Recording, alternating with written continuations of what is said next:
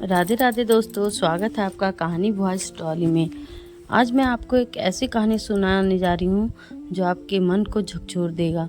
हाँ दोस्तों, तो इस पे सोचने के लिए आप मजबूर हो जाएंगे। तो बने रहिए हमारी कहानी में, कहीं स्किप मत करिएगा। मुझे देख रहे थे तभी बगल के क्वार्टर में दिल्ली के एक और कपल रहते थे। मैंने दरवाजा खटखटाया। जब तक वे खोलते तब तक लोगों की भीड़ लग गई थी। उन्होंने मुझे तुरंत अंदर खींचा और तब मैंने ध्यान दिया कि मेरे शरीर पर सिवाय मंगलसूत्र और हाथ में चूड़ी के अलावा कुछ भी नहीं है, क्योंकि उसने सब कुछ उतार फेंका था। मैं अंदर से आहत हो गई और उन्होंने मुझे कपड़े पहनाए, पानी दिया। मैं बोलने की स्थिति में नहीं थी और नींद की दवा खाकर सो गई। मेरी शादी की पहले की कहानी है। शादी के बाद पति के साथ अच्छा संभोग जीवन की आधी परेशानी खत्म कर देता है, लेकिन तभी जब वह प्रेमवश किया गया हो, न कि प्रहारवश। एक लड़की के लिए अनजान घर में कुछ आसान हो सकता है, तो वह है उसके पति का साथ, क्योंकि वही है जो इस समय सबसे ज्यादा उसे समझता है। बाकियों के लिए तो वह बस एक नई नवेली जिम्मेदार बहू है। मैं अपने माँ बाप की अकेली बेटी थी। मेरे साथ थे तो बस 2 भाई, वो भी मुझसे बड़े। माँ हमेशा से चाहती थी कि मेरी शादी ऐसे घर में हो जहाँ सुख सुविधाओं की कमी ना हो। मैं दिखने में सुंदर थी, पापा और भाइयों की अच्छी नौकरी थी, तो सभी चाहते थे कि मेरी शादी एक अच्छे घर में हो। मेरे लिए कई रिश्ते देखे गए। मैंने कई लड़कों से बात की, मुझे सब ठीक लगे, लेकिन मेरे माँ बाप और भाई को कुछ न कुछ कमी लगती थी। मेरे पापा और माँ चाहते थे कि लड़का सरकारी नौकरी वाला हो, अच्छी पोस्ट हो। भाई चाहते थे कि लड़के के पास संपत्ति अच्छी हो। माँ चाहती थी लड़का इकलौता हो या एक बहन हो। खैर, सभी की मुराद पूरी हो गई।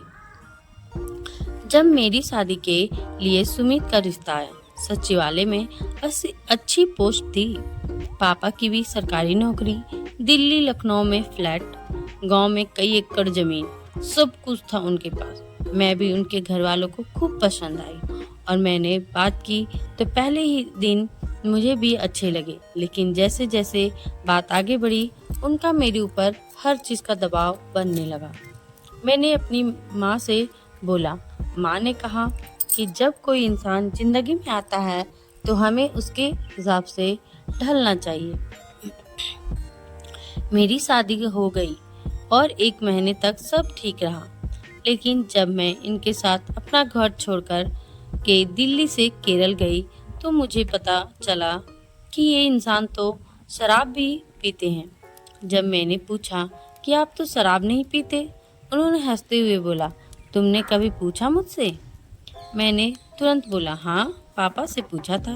उन्होंने कहा, ऐसा कुछ नहीं है। मैंने अपनी माँ से इस बारे में बात की। माँ ने बोला, बेटा, रिश्ता अच्छा था, स्टेटस अच्छा था, सरकारी नौकरी थी, इसलिए शराब की बात छुपाई गई और इसमें कोई बुराई थोड़ी ना है। मैं स्तब्ध थी। 2 दिन बाद बड़े भैया को फोन किया। उन्हें बताया तो उन्होंने बोला, और किस जमाने में जी रही हो? आजकल तो सभी पीते हैं, थोड़ा एडजस्ट करो। मैंने मन को रोकते हुए उन्हें मना कर दिया, लेकिन कुछ समय बाद मैंने देखा कि मेरे पति के फोन पर अन्य लड़कियों के मैसेज आते हैं। हिम्मत जुटाकर जब मैंने बात की तो वो मुझ पर भड़क गए और हिदायत दी कि आज के बाद मेरा फोन कभी मत छूना। लेकिन कुछ समय बाद उनके सोने के बाद मैंने फोन खोलकर देखा तो मेरे होश उड़ गए। उनका चक्कर एक साथ 2-3 लड़कियों से था। सारी रात मुझे नींद नहीं आई। जब मुझे ऑफिस जाने का समय हुआ तो मैंने कहा, जब आपको यही सब करना था तो शादी क्यों की और मेरी जिंदगी क्यों बर्बाद की? इस पर गुस्सा होकर उन्होंने मुझे जोर से एक तमाचा मारा और कहा, जब मना कर दिया तो क्यों फोन छुआ? खबरदार जो किसी को बताया, नहीं तो मार कर यहीं केरल में दफना दूंगा। मैं डर गई और अपने पापा और माँ को फोन करके सारी बात बताई। उन्हें अभी भी लग रहा था कि गलती मेरी है। मुझे ऐसे किसी सरकारी नौकरी करने वाले का फ़ोन नहीं देखना चाहिए। असल में उन्हें मुझसे ज़्यादा उस लड़के की सरकारी नौकरी ज़्यादा अच्छी लग रही थी। लेकिन यहाँ पर मेरे पापा ने गलती कर दी। एक अच्छा प्लान बनाने और बेटी की बातों पर यकीन करने की बजाय उन्होंने सीधा मेरे पति को फ़ोन कर दिया और कहा, दामाद जी, अब ये सब लड़की वाला काम छोड़ दीजिए, ये सही नहीं है। मेरे पति ने कहा, जी बिल्कुल, आपकी बेटी को कुछ गलतफहमी हुई है, और अच्छे से बात करके फ़ोन रख दिया। शाम को घर आए और खाना खाया। जब मैं बेड पर सोने जा रही थी तो उन्होंने मुझे 2 थप्पड़ मारे और कहा, क्या ज़रूरत थी बताने की? मैंने जवाब में कहा, मेरी ज़िंदगी खराब करने का कोई हक नहीं है आपको। इस पर वह गुस्सा हुए और बगल में रखी एक स्टील की रोड से मेरी पिटाई कर दी। उन्होंने इतना मारा कि मेरे कमर, हाथ और सीने पर गहरे निशान पड़ गए। कुछ देर बाद जब मैं रोती हुई शांत हुई तो उन्होंने ज़बरदस्ती मेरे साथ शारीरिक शोषण किया। मैं दर्द से कराह रही थी, लेकिन उन्हें मज़ा आ रहा था। जब सब कुछ मेरे वश से बाहर हो गया तो मैंने जोर का धक्का देकर कमरे से बाहर भागी और गेट खोलकर सड़क पर भागती रही। लोग मुझे देख रहे थे। तभी बगल के क्वार्टर में दिल्ली के एक और कपल रहते थे। मैंने दरवाज़ा खटखटाया। जब तक वे खोलते तब तक लोगों की भीड़ लग गई थी। उन्होंने मुझे तुरंत अंदर खींचा और तब मैंने ध्यान दिया कि मेरे शरीर पर सिवाय मंगलसूत्र और हाथ में चूड़ी के अलावा कुछ भी नहीं है, क्योंकि उसमें सब कुछ उतार फेंका था। मैं अंदर से आहत हो गई और उन्होंने मुझे कपड़े पहनाए, पानी दिया। मैं बोलने की स्थिति में नहीं थी और नींद की दवा खाकर सो गई। सुबह उठने पर उन्होंने घर पर फ़ोन किया, जिसके बाद मेरे पापा और भाई आए और मुझे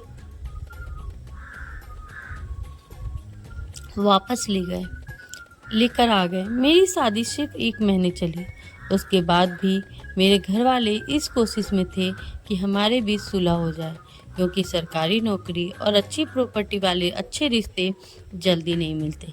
लेकिन मैंने माना नहीं और हमारा डिवोर्स हो गया। लेकिन उसके बाद जब मैंने दूसरे लड़कों से शादी की बात की तो लोग मुझे एक्सेप्ट नहीं करते, क्योंकि मेरे ऊपर डिवोर्स का टैग लगा है। बिना मेरी गलती के भी मुझे सज़ा मिल रही है और घर में भी माँ और भाई इस स्थिति के लिए मुझे दोषी मानते हैं। उनका कहना है कि अगर मैं समय से समझौता करती तो ये दिन नहीं देखना पड़ता। मैं सभी लड़कियों से यही गुजारिश करूंगी कि सरकारी नौकरी और अच्छी प्रॉपर्टी से ज़्यादा ज़रूरी है आप यह जानिए कि जिससे आपकी शादी हो रही है उसका चरित्र कैसा है, क्योंकि प्रॉपर्टी और सरकारी नौकरी सिर्फ आपको बाहरी खुशी देगी, लेकिन आप अच्छी ज़िंदगी जीना चाहती हैं और अंदर से खुश होना चाहती हैं तो एक चरित्रवान लड़के और परिवार से शादी करें।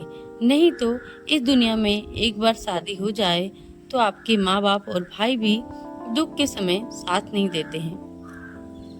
तो दोस्तों, आप सब बताएं कि आपको ये कहानी कैसी लगी। प्लीज़ कमेंट करके ज़रूर बताएं। और हाँ, हमारे चैनल को अगर सब्सक्राइब नहीं किया हो तो सब्सक्राइब करें। और मैं मिलती हूँ अगले वीडियो में। धन्यवाद पूरी कहानी सुनने के लिए।